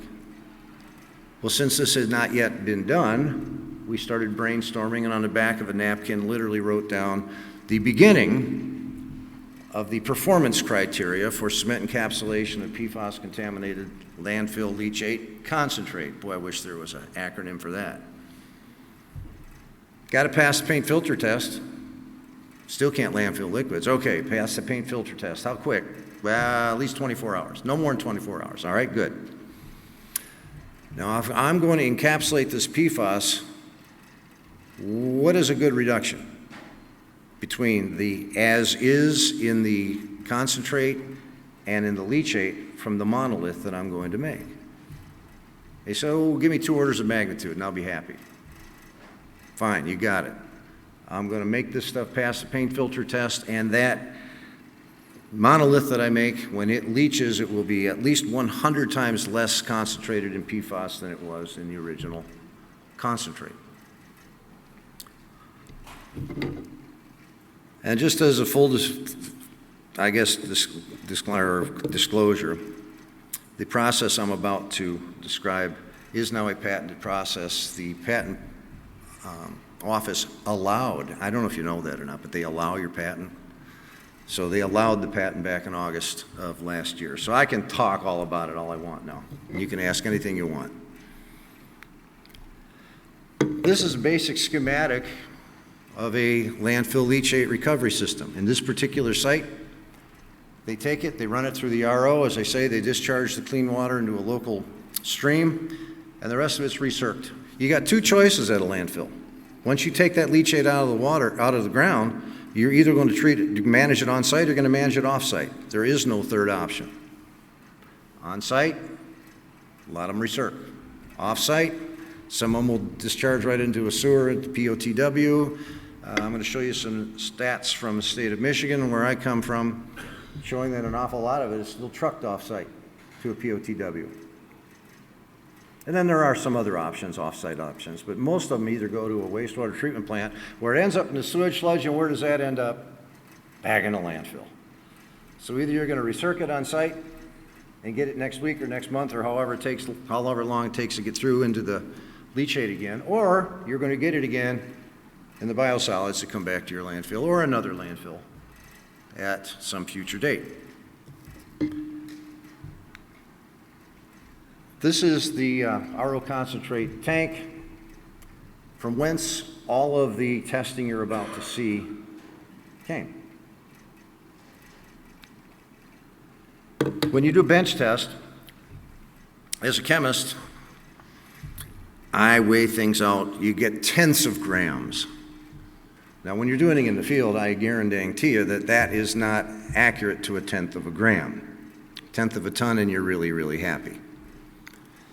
But what I had done on my initial testing is I started out, since I had no textbook to follow, I started off with 42 mix designs, and then after 24 hours eliminated half of them because they didn't pass the paint filter test. And through a series of other testing and such, I had whittled those 42 down to 6 that had the potential to do exactly what we were trying to do, make glumps. Put it in the landfill to just grab all of it and encapsulate it, put it into the landfill. But my friend came back to me and said, well, instead of turning it into glumps and taking up airspace, could you turn it into a slurry that doesn't set up too fast, can be sprayed on the face of the landfill as an alternate daily cover, and then set up within an hour and pass the paint filter test? Well, making glumps is a whole lot easier, because you don't worry about how fast the thing sets up. We have, in the cement and concrete industry, we talk about set time. How fast does the cement set up? How fast does the stuff get hard? Well, if you're going to put it into a spray truck, you sure as heck don't want it setting up inside the truck, because you do it one time. So I had to modify my mix. I had to come up with something that would be a slurry for long enough to be sprayed onto the face of the landfill, but set up quick enough that it wouldn't just all trickle down into the trash. So here is the magic dust, proprietary blend, accurate to tenths of tons, not tenths of grams. Now, I'm going to show you a series. We did a series of 3 field trials. There's a combination of all this stuff. So every one of the field trials started out like this, as we went from one thing to the next step to the next step. This is going in. Everything I do on these sites is by mass. We took the density of the RO concentrate, and by knowing its density, we put in a certain mass of concentrate into this truck, and you can see that that previous bag was being unloaded. Now, if you have one takeaway from this presentation today, please, this is not a cement truck. This is a concrete truck. This is a ready-mix concrete truck. Even my 5-year-old granddaughter knows this. You should know this as well. But since this site did not already have a silo set up and a mixing device, some sort of pug mill, some sort of mixing device, we used a ready-mix concrete truck. And since I was making up the textbook on how you do this as we go, I decided at 10 minutes of mixing of the concentrate with the magic dust, 10 minutes each time before we discharged it into the truck you see on the left. You see that ready-mix concrete truck is through that chute discharging the slurry into the spray truck, and the spray truck you see now is on the right. Now, this is our first field trial, and all we were trying to do on this first field trial was see if these blends would adhere to about a 30-degree slope. We didn't want to spray it and have it all just run downhill. Our only objective on this particular test was, can we spray it on 30-degree slope? Will the stuff stick? This was whittled down to the 2 final mix designs for this particular site. And you're going to see 2 sets of mix designs sprayed. That spray truck that you see on the right was spraying into 2 different little lagoons that you made there. You can see one of them by the truck and one a little bit further to the left, which has not had the slurry sprayed into it yet. Now, you can see both of these pretty effective at adhering. Those are about 30-degree slopes. You see a little bit of it sloughing off down to the bottom. And that little snarky thing on the right was intended to be for my colleagues. I spend so much time on PFAS that at Holcim it's now referred to as PFAS. Now, I made the mistake of sending it to my friends and colleagues who were in my little group, and this picture started showing up at Holcim. So I've decided to own it, and it is now officially PFAS at Holcim. I was wearing gloves when I made those little handprints. But you can see that this stuff does adhere pretty nicely. This is about 15 minutes after it's been sprayed on. Now, this was about 6 months later. Does this stuff work as an alternate daily cover? And again, the criteria was that it had to be liquid long enough to go into that spray truck and be able to be sprayed upon the face. And I don't know if we're going to be able to start that or not. Can you start the video? This is supposed to be a video.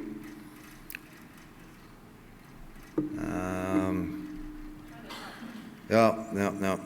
Let's go back one. Well, on the original version, you actually see it spraying out. You're just going to have to trust me that it was sprayed, because you can leave it right there. That's that same area that you're seeing sprayed 15 minutes later. That's the face of the working face of the landfill. That slurry that you saw being sprayed in the previous slide is this location. And it's doing the work of an alternate daily cover. It's controlling dust, it's controlling flags. I didn't know what the heck flags were until I got into doing this. And it keeps the vermin out. The seagulls hate it. And that's after 15 minutes. In about an hour, it's firm, and in 24 hours, it is peanut brittle. It is not air or water tight. It is not designed to be air or water tight. All the landfill operators don't want it to be air and water tight. It's supposed to function as an alternate daily cover. All right. The chemist in me, I am going to justify the testing methodology by which I have used. For 20 years or more, I have been using EPA method 1310B, the structural integrity test, or I just call it the SIT test, for encapsulation of all sorts of contaminated media. soil, sludge, slop, crud, anything. It's a cement method where you mix the cement with your contaminated media. You put it into a little mold you can see on the bottom left. It's about 7.1 centimeters tall, 3.3 centimeters across, and about 90.7 square centimeters of surface area. I say that because when you have a leachate, you have infinite mixing. But when you make this encapsulated monolith, you've reduced the surface area by multiple orders of magnitude. The only place that leaching can occur now is on the surface of your monolith.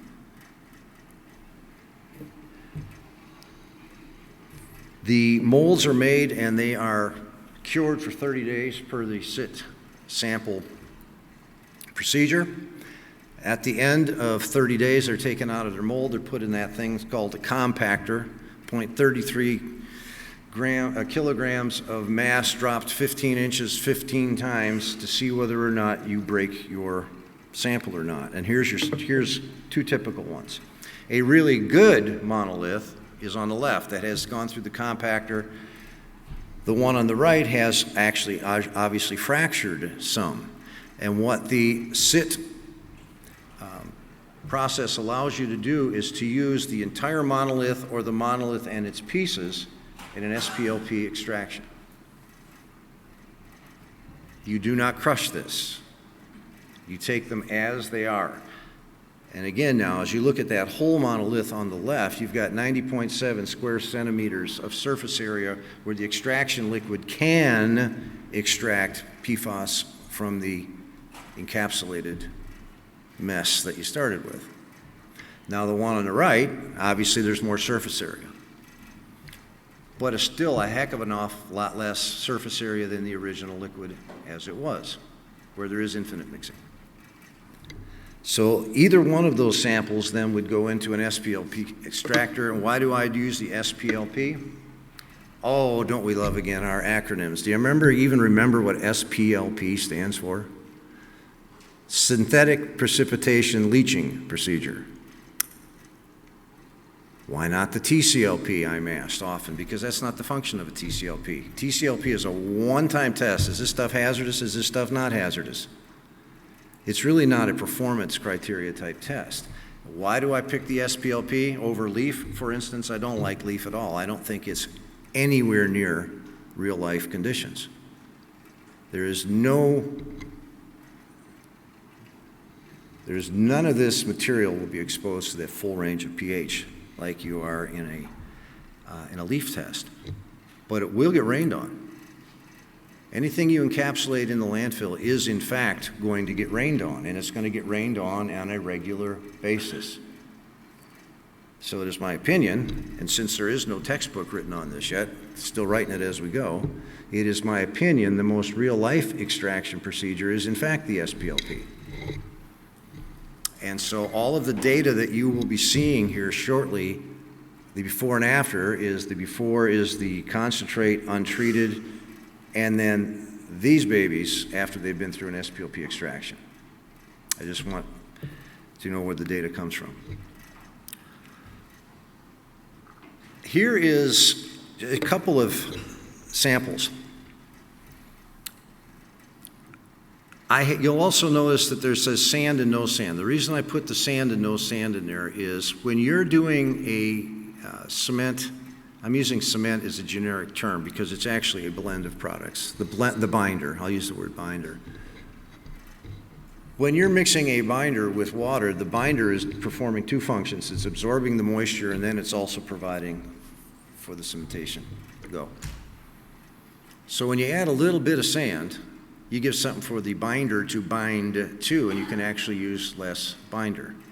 Forgive the pun, but sand is dirt cheap. Costs less than binder does.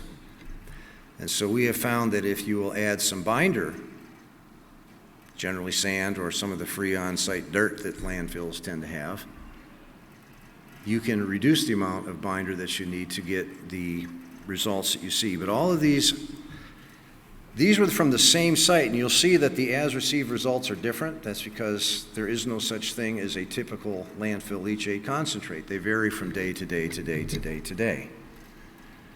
So this is not a true side-by-side. I have a better side-by-side slide that I will show. But you can see that the SPLP extract is orders of magnitude less than the original. These two are from a thermal system. The first set of data is from an RO. These are from a system that uses heat to evaporate the water to get a lower volume of concentrate. But as far as I'm concerned, I get water with PFAS in it, and I encapsulate the stuff.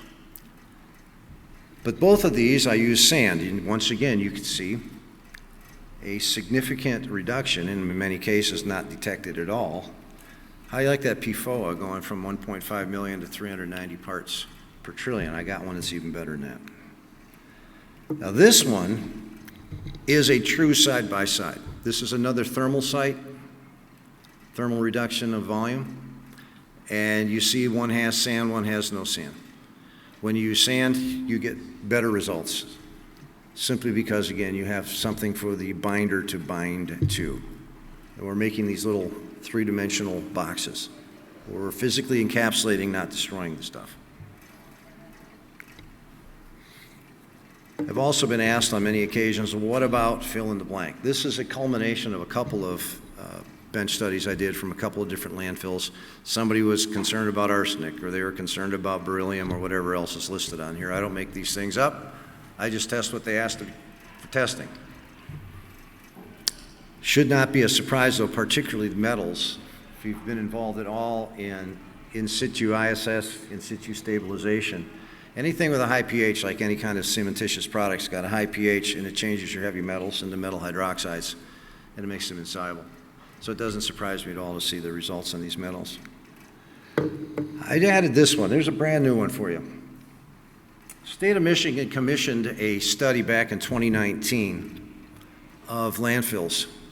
There were 32 of them that volunteered, excuse me, I put that in quotes, volunteered to participate with this particular program. And I love this, what it's, Water Resource something Facility, POTW. They came up with a new acronym for me.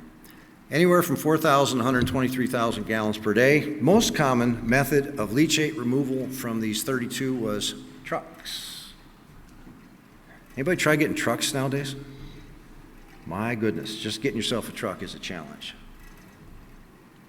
And what about all that fuel that's being consumed and all the CO2 that's being emitted? Then it goes to the POTW and they send the biosolids right back to the landfill. About a third of them direct discharge into sewer. And there were only 5 of them were doing any kind of pretreatment prior to disposal or management. Thermal, RO, and ammonia. My expectation is what's happening in Michigan is happening in an awful lot of states.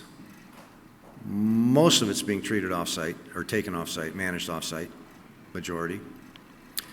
What happens when that's no longer allowed? Because that's coming. What happens when that's no longer allowed? Well, a third of them are discharging directly to sewers, so they don't need the trucks. I talked with the head of the, what used to be called the DWSD, Detroit Water and Sewage Department, and I asked him, I've known this guy for 40 years, and I said, Steve, what are you going to do? And he says, it's no problem, I'm just going to rewrite everybody's industrial discharge permit. Tell them they can't discharge it anymore. Now what are you going to do?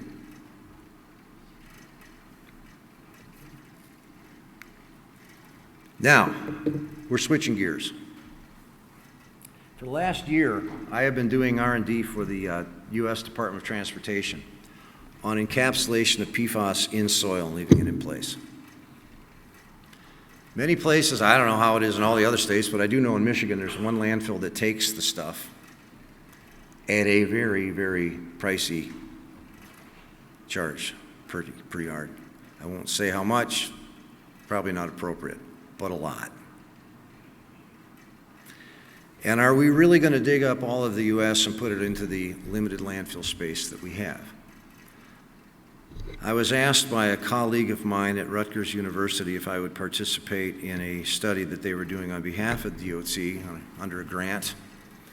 And when that is done, that will be public information. I'll be glad to share it. I'm going to share some of the data here today. But the idea is to encapsulate the stuff in place, leave it in place, and demonstrate by leaching that it will not leach into the groundwater at an unacceptable level. But I put this one in just for fun. Here is your federal government.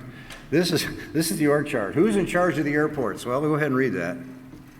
This was actually more of a rhetorical question. Based upon the Bureau of Transportation Statistics for 2020, there are 300, these are all PFAS contaminated sites I'm speaking of here, most likely. 312 military bases, 523 FAA certified, that means passenger carrying airports, and over almost 20,000 smaller airports. All of the military bases, all of the FAA certified airports have firefighting practice areas. Most of them have had AFFF. There are hundreds of legacy sites just at airports with PFAS contamination. How about the DOD? I have a source at the Joint Chiefs of Staff who sent me this information just last week. There was a executive order signed last month about DOD's priority is for PFAS, cleaning up PFAS releases. DOD is performing an assessment at 700 military sites. I have been informed that all 700 of them are contaminated. I know some of you here are working on DOD sites. Well, there's a whole bunch of them. Now, where are these 700 military sites? Army's got 329 of them, including Puerto Rico, Midway Island, and Virgin Islands. The Navy has 149 of them, including 2 in Kansas City, 1 in Nevada, 1 in Indianapolis. Now, I have to have full disclosure before I make my next comment, just to be transparent. I'm the proud father of 2 United States Air Force officers, one a combat pilot and one a mechanical engineer. One went to the Air Force Academy, one did ROTC at the University of Michigan, and I know all sorts of jokes about the Navy. And I will resist all temptation to, no, I won't. Navy's got boats. Anybody ever been to Nevada? What the heck is the Navy doing in Nevada? Don't they have boats and ships and things? They got puddles in Nevada. But the Navy has 149. The Air Force, Go Falcons, has 171 of them. That's a lot of contaminated sites. You can make a career of just cleaning up DOD sites, let alone civilian sites. And again, my source at the Pentagon, the Joint Chiefs of Staff, insists that they think that every one of these sites is contaminated with PFAS. So, who oversees it? All the above, combination of each. DOD likes to kind of do their own thing. So who has primacy? We're going to sort that out, I think, in the future. But right now, each base commander pretty much runs their own show, if you're doing any DOD work. They occasionally consult with the EPA and do their own thing. Okay, DOT, this is the first, there's just a couple more slides on that. The first slide here has preliminary data from what I call phase 1 of my work for DOT. There's more data coming out that it's, I think, only going to be improved. Look at the total amount of PFAS. What I did here is I took the 4 highest congeners instead of putting all of them in, because some of them just are not there in very high concentrations or not at all. So in every one of these next soil samples, I've picked the highest congeners that were detected in the untreated soils. And what you see now on the right are the SPLP extractions of those treated soils. 1.7 million PFAS, down to 69. I like that, and I like the 615,000 down to 9.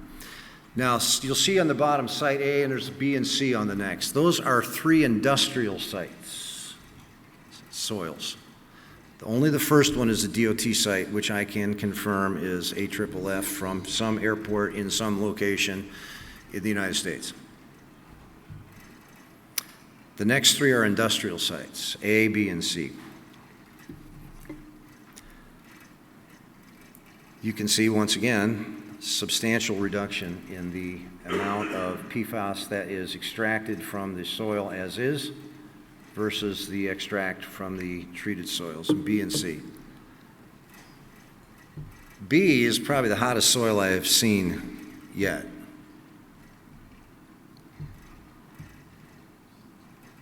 And then we have soil C. I put this one in because it's part of a presentation I made several years ago to the Ministry of the Environment in Canada. My company used to be called Lafarge, and then it was Lafarge Holcim. Now we're Holcim. I know that's all really confusing, but we are very large, have a large presence in Canada as well. And I also do the environmental remediation program for my Canadian colleagues as well. Hey, I had to learn to speak Canadian. And one of the selling points, the Ministry of the Environment were doing a dramatic redo of the Toronto waterfront right on Lake Ontario. Anybody ever been to Toronto? It's like driving in Manhattan or Chicago's Loop at rush hour. It's death by traffic jam. And when we pointed out to them that there were going to be tens of thousands of truck trips in and out, that helped to sell the in situ stabilization. Now, this was not PFAS, but this is something I want you to all consider when you are looking at the overall environmental impact of a site that you're trying to remediate. Are you contributing to the environmental impact? Can you imagine the amount of fuel that's consumed, the amount of CO2 and hydrocarbons that are spewed into the air by 10,000 trucks going in and out of a site? Can you imagine how that added to the traffic jam, or would have added to the traffic jam in downtown Toronto, literally downtown Toronto? One of the things that I really like, one of my major goals my entire career has been in what we used to call resource recovery. I guess it's sustainability now. But taking crud and turning it into gold. Taking a waste byproduct such as concentrate from a landfill leachate, mixing it with some other product, and turning it into something they got to have anyway. They got to have a daily cover. Why not break the PFAS cycle by using the PFAS contaminated concentrate as the source of water to activate the binder, turn it into an ADC? I believe, there's my smiling mug, and it is impossible for that young fella to have celebrated 45 years as an environmental professional that happened on Sunday. Not sure exactly how that happened. I think I must have started in the 3rd grade or something like that. But I'm open for questions. And Mr. Chairman here says that it's okay. So, any questions?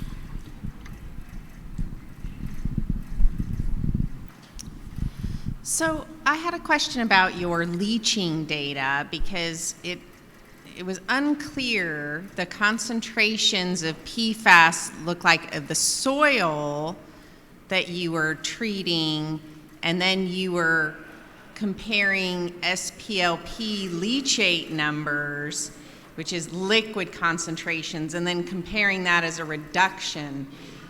The reduction would be from what the SPLP on the untreated soils was relative to the treated soils? Well, you would be, it's interesting you did that because on the untreated soil, I did the methanol extraction to get total, because that's how total is determined, through a methanol extraction, because that gets it all out. I also did SPLP and TCLP extraction on the soils. Nowhere near as efficient as extracting. What I wanted to know is how much total PFAS do I have in that soil? You will not get that with an SPLP. You just don't get anywhere near the same as you do with a methanol extraction. But the performance metric for the treatment is the leaching, reducing the leaching efficiency. And I guess the reason that I'm asking is because there's a lot of research going on right now demonstrating that there's a wide variability in leachability of PFAS from soils, and it has a lot to do with the soil characteristics. Oh, no doubt. And so that's why, when we're looking at the performance of a solidification stabilization, where it's really that reducing the leaching and quantifying that. You are absolutely correct that soil type has a huge impact on leachability. There's no doubt. What I was looking for was how much PFAS is in this soil. You will not get that with an SPLP extraction, nowhere near enough. You get it all out, or most of it out, with a methanol extraction. I'm simply trying to demonstrate how much is there, and once you treat the soil and you expose it to an SPLP extraction, synthetic precipitation, how much of it leaches out of the treated soil. I'm open to further discussions offline because we're running out of time, but that is, I just wanted you to understand how I came up with total and what we did with the treated soil. Yes, sir? Have you done any leaf testing using the leaf method to look at extraction? The leaf testing that you No, I don't believe in the leaf test. So guys, I think we'll go ahead, and it sounds like there's a lot of good discussion to have during our refreshment break, a little networking and mingling. Thank you for attending session 2, and you got a 30-minute break. And thank you to our speakers.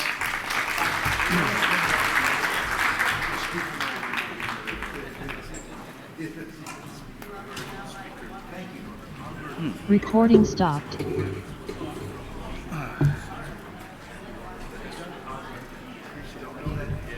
You be the happy hour?